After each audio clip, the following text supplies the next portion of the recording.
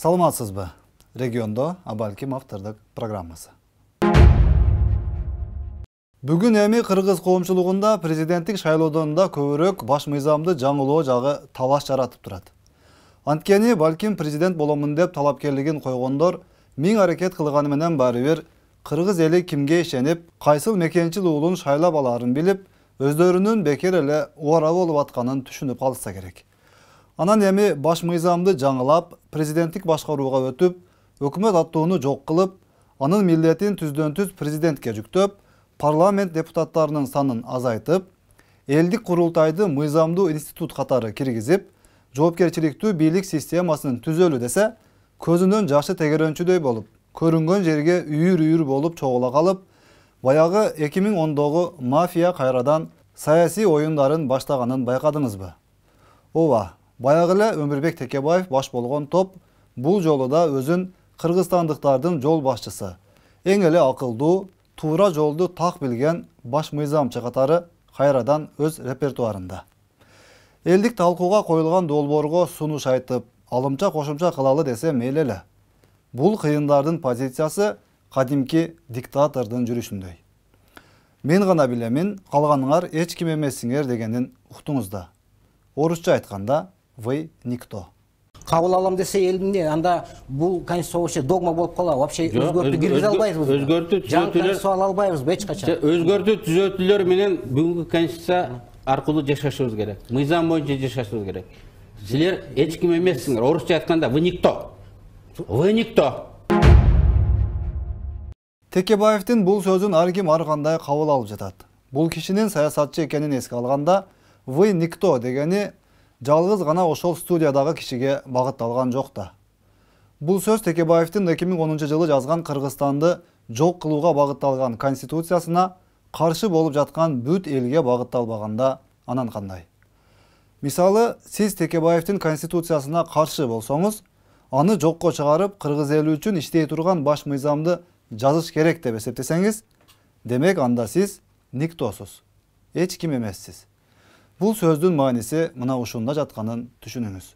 Андай Текебаевдин баш мыйзамына каршы болуп жаткандар болсо миллиондоп саналат эмеспи? Демек, баарыңарга бир гана жооп. Силер эч ким эмессиңер. Бир гана Текебаев жана анын айланасындагы акылдуулар гана чечиши керек. Ошолор айткандай гана болуш керек. Ушулар өзгөртөбүз десе өзгөртөбүз, жок болбойт десе болбойт. Сиз ушул пикирге кошуласызбы? Же мени эч ким эмессин деген Текебаев жана анын куйруктары өздөрү ким? Мага кандай жашоону үйрөткүдөй Текебаев мырза, сен өзүң кимсиң деп суроо коесузбу? Бул албетте сиздин жеке ишиңиз. Неге мынча Өмүрбек Текебаев жана анын жанагы Зарылбек Рысалиев айткандай, Текебаевдин күчүктөрү баш мыйзамды жаңыртып, үйүр-үйүрү менен башкарып, бирок эч кандай жоопкерчилик албай турган башкаруу системасын сактап калууга жан үрөп жатат болду экен деп ойлоп жатсаңыз керек. Бул суроого бир топ эксперттер, ал тургай Текебаевдин жакын достору да ачык жооп берип, фактыларды айтып беришкенин уктуңузбу? Маселе бир гана батыштагы кожоюндарына кызмат кылууда гана турбастан, бул топтун кадимки мафиялык бизнесинин келечегине балта чабылып жатышында болууда. Бул баш мыйзам жокко чыгып, өлкөнү президент башкарып калса, Текебаев кадимкидей банкрот болору талашсыз маселе болуп турганы ачыкталды. Мына ошон үчүн колундагы бардык саясатчы сөрөйлөрүн, эксперт сөрөйлөрүн, Азаттык радиосу баш болгон бүт колдоочуларын ишке салып, жандал бастап жатышканын байкадыңызбы? Бул жерде өтө чоң саясий, геосаясий кызыкчылыктар турганын майдалап айтууга мүмкүн эмес. Биз эч ким эмес адам, демек бизге да эч ким эмес да. Бизди эч ким эмес деп эсептеген адамдар бизге жакшылык кылбашы да анык. Ошол сен айтып аткан Текебаев мурдагыдай баягы көрүн Жантөре Сатыбалдиевди кетирди кызматтан. Өмүрбек Бабановду кетирди кызматтан атка шылтоолоп туруп. Өзүнүн премьер-министрин шайлап алды отургузуп туруп. Текебаев 30 жылдан бери чалчактап келатат да, билген талканын барын чалып келатат. Кимди кааласа кетирет, кимди кааласа алтырып. Анан ошол кеткендердин ордуна премьер жаңы өзүнүкүн алып келет, министрлер келет жаңы. Анан алар жөн келбейт, капчыгы толуп атат. Алар жөн келбейт. Бирдемелерди берет, расчетный счетуна акча которулат дегендей. Мен кечирип койсун. экөөбүз дос болуп 90 жыл жүргөндө эчкеси жок болчу премьер-министр. Ошондо Турсунбай акын жөө жүргөн, азыр деле жөө жүрөт. Жок. Азыр Текебаевдин байлыгы кандай экенин өзүңөр билесиңер, айтпай эле коеюн. Эмнеден байыды? Именно ушул улам бирден премьер-министрди кетирип атып байыды. Кечирип койсун, мен анын бетин айтам. Досум батар. Анан өмүрү келиши мага айткан менде. Туке деп бир жол кетип баратканда жакшы келесиздер. Мен ушундай, эмне үчүн мындай сен же президенттик эмес, же парламент эмес конституцияны иштеп чыктың? Эмне деген конституция? Десем айда. Эми теге Атамбаев суранып атпайбы? Атамбаевка ылайык деп иштеп чыкканмын деди. Анткени Атамбаев кааласа президенттик кыла берет, кааласа парламент кыла берет, кандай манипуляция кылса боло берет. Ошондой иштеп чыгып койдум. Буга жакшы да. Анда экөө жакшы болчу. Бул Атамбаевка карата Текебаевдин иштеп чыккан конституциясы болчу. Ошондо эле негизи калып калды. Мына ушуну эмне үчүн ачык айтпайт? Мына, пожалуйста, Текебаевди чакыргыла, аренага чыгаргыла, мен айтып берейин, бетине коюп берем. Ошентип айткан мага. Ошентип манипуляция кылып келатат.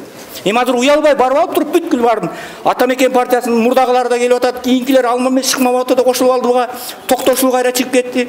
Башкасы бүт азаттык болсо детонатор болуп атат. Уят да. Азаттык радиосу убагында бизге аябай кызмат кылган. Азыр тескери иштеп атат. Полный кыргыз улутуна дагы, мамлекетине дагы. Аларга эмне керек? Аларга революция керек. Дагы кан төгүлүш керек, дагы ак үй алыныш керек, ушу керек. Мен айттым Айзадага, Азаттык радиосун эскертейин. Азаттык радиосу от менен ойнобосун. Ал деген чет мамлекеттен каржыланат келет.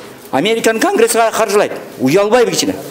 Күнүгө кашашат. Только бир жактуу Азаттык радиосунун маалыматы объективдүү, нейтральный, анан беспристрастный болуш керек. Булар болсо только ушу Текебаев баштаган команда бар, өзүнчө эле банда болуп атышкан.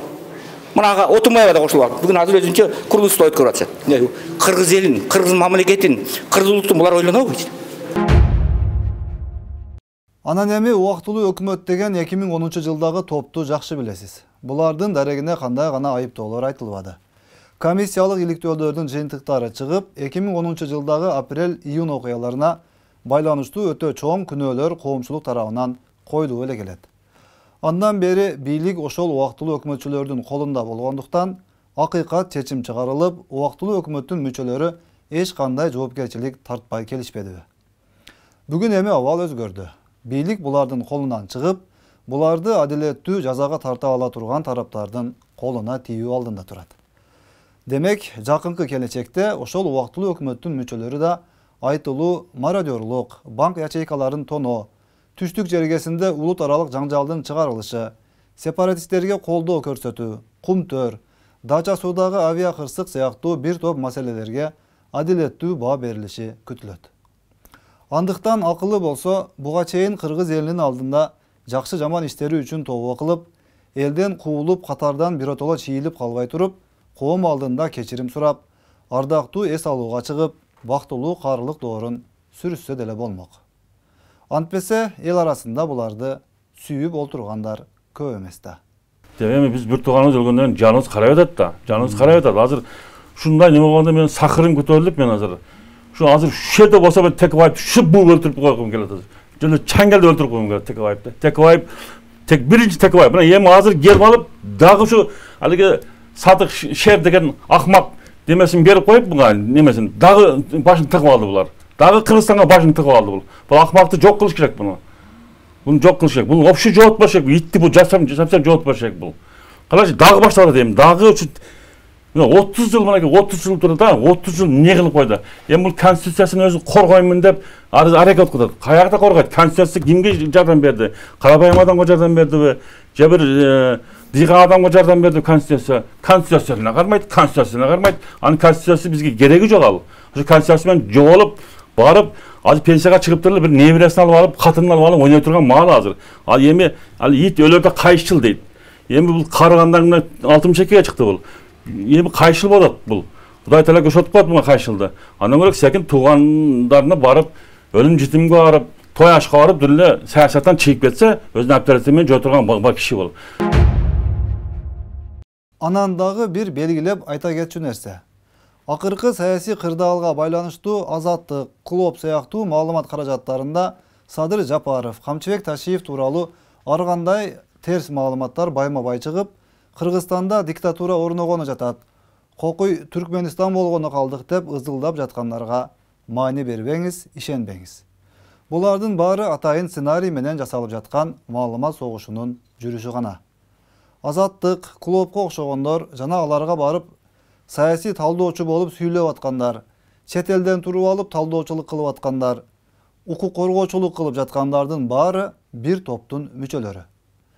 Мына чет жактагы эксперттер мынтип атат деп, ошол чет мамлекеттеги өздөрүнүн куйруктарын сүйлөтүп туруп, кыргыз элинин башын айланта беришет. Паланча коому Кыргызстандагы абалга тынчсыздануусун билдирди. Түкүнчө уюму кыргыз бийлигин мындай кылууга чакырды. Жарандык коом мынтип атат, укук коргоочулар антип атат деп айгай көтөрүүгө аракет кылышат. Бул алардын тактикасы гана. Азыр кыргыз элин мынтип алдоого күн сайын кыйындап жатканын алар деле жакшы түшүнүп турушат. Барган сайын элдин саясий аң сезими өсүп, ак менен каранын айырмасын так биле баштаганына бул акылдуулар да кабатыр.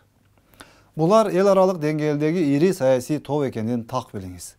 Мына ушул акыркы 30 жылда дал ушул сырткы оюнчулардын, Кыргызстандагы жалданма кишилеринин айтканын кылып, берген маалыматына ишенип, ушул күнгө келдик. Эгер бүгүн дагы кыргыз эли кимдин ким экенин ажырата албачу болсо, мындай абал дагы көпкө уланышы мүмкүн. Бул албетте Кыргызстандын келечеги үчүн өтө кооптуу. Демек, өз тагдырыбыз өзүбүздүн колубузда. Саламатта калыңыз.